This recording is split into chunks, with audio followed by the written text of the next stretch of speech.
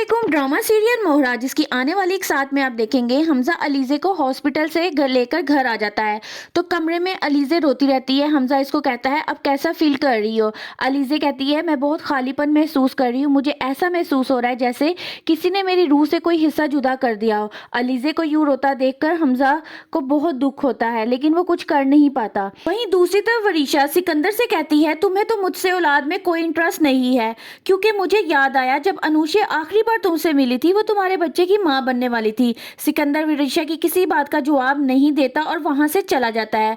अनुषा को ढूंढने की नाकाम कोशिश में लग जाता है। वो अनुषा की यूनिवर्सिटी जाता है और वहां से उसका एड्रेस लेता है जो कि ऑलरेडी अलीज़े पहले ही चेंज करवा चुकी होती है। वो अनुषा को ढूंढने उस घर जाता है इस यकीन के साथ कि वो यहाँ होगी, लेकिन ये सुनकर यहाँ कोई अनुषा नहीं रहती। वो वहां से मायूस चला जाता है। वो हर जगह उसको तलाश करता है लेकिन नाकाम और मायूस लौटता है क्योंकि अनुषा का तो वजूद अब इस दुनिया में ही नहीं होता।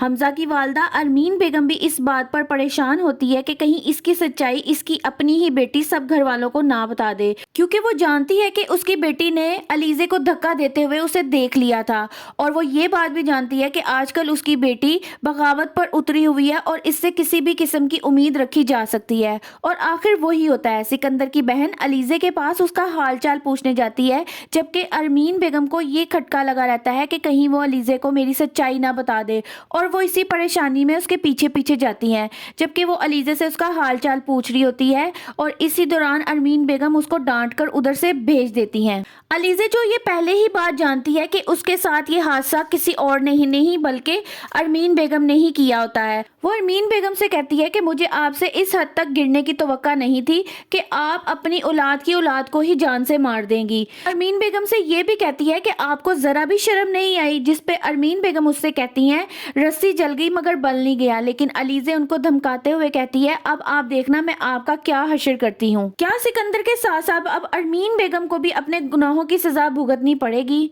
मजीद इस तरह की दिलचस्प मालूमात जानने के लिए मेरी वीडियो को लाइक करें और चैनल को सब्सक्राइब करें।